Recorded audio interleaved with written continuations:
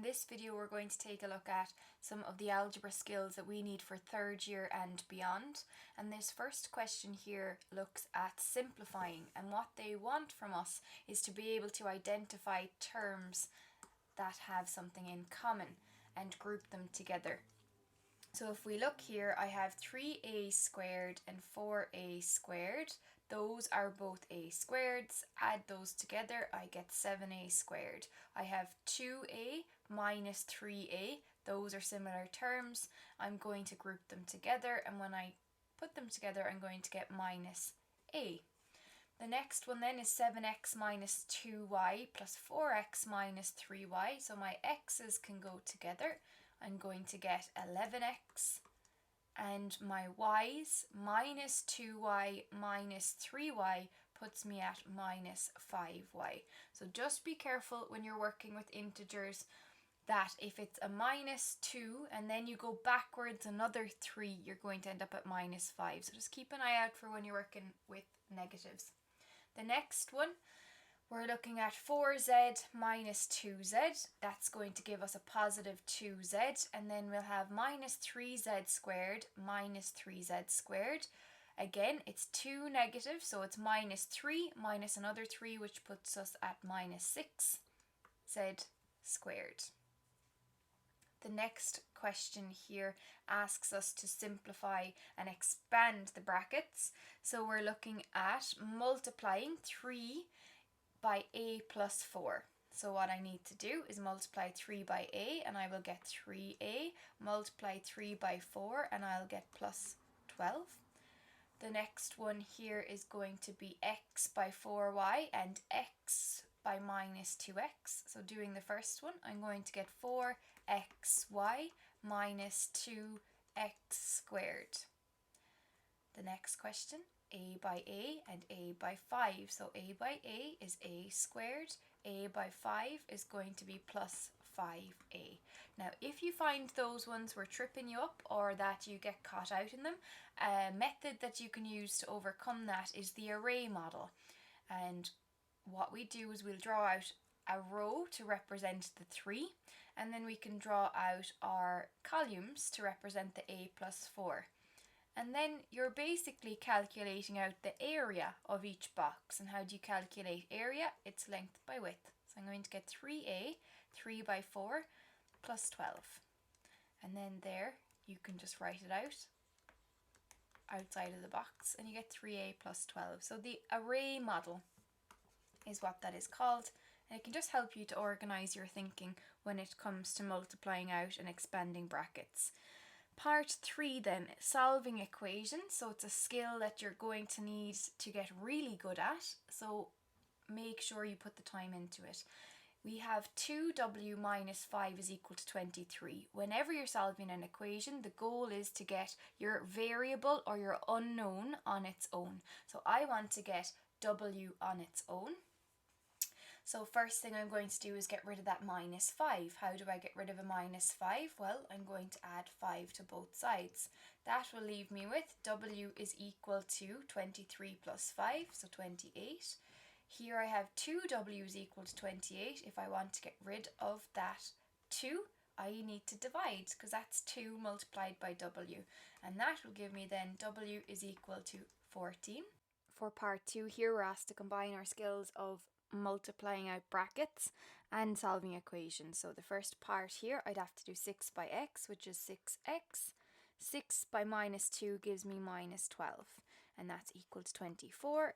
I want to work towards getting x on its own, so the first thing I'm going to do is add 12 to both sides, and then I'm going to get 6x is equal to 36. That means 6 multiplied by x gives me 36. So if I want to get x on its own, I'm going to divide both sides by 6, and I get x is equal to 6. The next one here, again, expanding brackets first. So let's multiply it out. 3 by x is 3x. 3 by 6 is plus 18, is equal to 4 by x, which is 4x. 4 by 5, which is 20. And now we have to make sure we get all our x's together if we want to isolate that x on its own. So I'm going to say subtract 4 from both sides. So 4x from both sides will give me minus x plus 18 is equal to just 20 on its own. Then I've minus x plus 18. I want to work towards that x on its own. Let's subtract 18 from both sides. And what I'm going to get is minus x is equal to 2. So we're not quite finished yet because that's not x on its own. That's actually minus 1 multiplied by x. So if I want to get x on its own, I'm going to divide both sides by minus 1 and I will get x is equal to minus 2. So just be careful again, integers might need a bit of work if you're getting tripped up on questions like that. Part 4 then is solving equations with fractions. So in this scenario, x all over 4 means x divided by 4. And again, what I want to do is work towards getting that x on its own. So to get rid of that all over 4, which is divide by 4, I'm going to multiply both sides by 4. So I'm going to get x is equal to 40. So multiplying this by 4 gives us x on its own. Multiplying 10 by 4 gives us 40. Because remember, in equations, whatever you do to one side, you have to do it to the other. The same thing here, I'm going to start by multiplying both sides by 3. And what's happening here is I have 3 by x plus 2 all over 3 is equal to 15. Multiplying both sides by 3. But what I didn't show you in this question, that I'll show you down here, is that I've multiplied by 3 and divide by 3. And if you multiply a number by 3 and then divide by 3, you're doing something to the number and then directly undoing it. So they're going to undo each other and they're going to drop out. So our question then just became x plus 2 is equal to 15. And that should be something straightforward that we're able to do. Subtract 2 from both sides and you're left with x is equal to 13. This last part here in section 4, again, I want to get rid of the 5 or the divide by 5. So what I'm going to do is multiply both sides by 5. And if I do that, I'm left with 3x plus 4 is equal to 25, right? The whole reason that I was multiplying by 5 was to get rid of that divide by 5. And when I do that, then I'm going to be left with 3x plus 4 is equal to 25. Subtract 4 from both sides. And I'm going to be left with 3x is equal to 21. Divide both sides by 3 and I get x is equal to 7. So a few skills were coming into play there. This last section of the revision test is going to be dealing with fractions again. But the fraction isn't the only part involved on one side of the equation. So let's take a look here. We've got x minus 4x minus 7 over 2 is equal to 3. Be really careful here. You do want to get rid of that divide by 2. But when you are trying to get rid of it, we're multiplying by 2 on both sides of the equation. So really what you're doing in that first step for yourself is going to be multiplying this side by 2. And this side by 2. And when I do that out then, I'm going to get 2x, so 2 by x, and 2 by this. And remember what we talked about earlier, we're going to be multiplying by 2 and dividing by 2. And we're going to have that those drop out. So what I have is minus, and then it's 2 by 4x minus 7 all over 2. And it's equal to 3 by 2, which is 6. And then we're doing and undoing. So those are going to drop out. And this is where people dropped out on their marks. They've got 2x minus all of that bracket. It was minus that fraction, and now it's minus 4x minus 7. So be careful, because that now becomes 2x minus 4x minus 7, which becomes a plus 7, and that's where people dropped their marks. The next part here then is going to be to tidy up, so I'm going to have minus 2x plus 7 is equal to 6. I'm going to subtract 7 from both sides, and I'm going to have minus 2x is equal to minus 1. X is equal to minus 1 divided by minus 2, which is going to be positive a half in that first question. So just take your time with it, and remember that that minus there, it wasn't attached just to the minus 4x. It wasn't attached to that. It was actually take away 4x, take away minus 7. So just keep an eye out that you're getting those things right and you're paying attention to detail with the integers. The next one, again, you want to get rid of the divide by 2.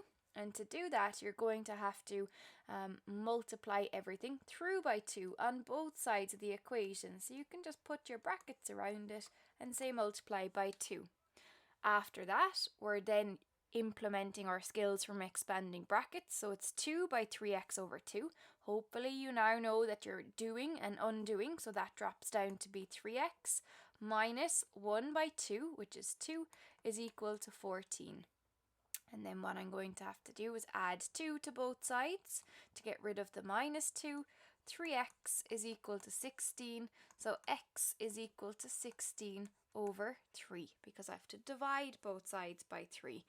And the last question here then, what I'm going to need to do is multiply both sides by 4. So multiply that side by 4, multiply this side by 4, and I'm going to get 4 by 3, which is 12. So first, you could have multiplied that out. You can. Multiplication is commutative. It doesn't matter which order you do it in. So I'm just going to do 4 by 3 and put that there. Leave it by 2x plus 1. When I do 4 by plus 3x all over 4, that, remember, we're doing and undoing, so it becomes 3x is equal to 9 by 4, which is 36. Tidying that up further, 12 by 2x is going to give me 24x plus 12 plus 3x is equal to 36. Tidy that up as much as we can. 27x plus 12 is equal to 36. Subtract 12 from both sides and we get 27x is equal to 36 minus 12, which is 24. And then divide both sides by 27 and you're going to get 24 all over 27, which can be simplified down further. 3 divides evenly into both. So 3 into 24 gives us 8 and 3 into 27 gives us 9. So our final answer would be 8 over 9.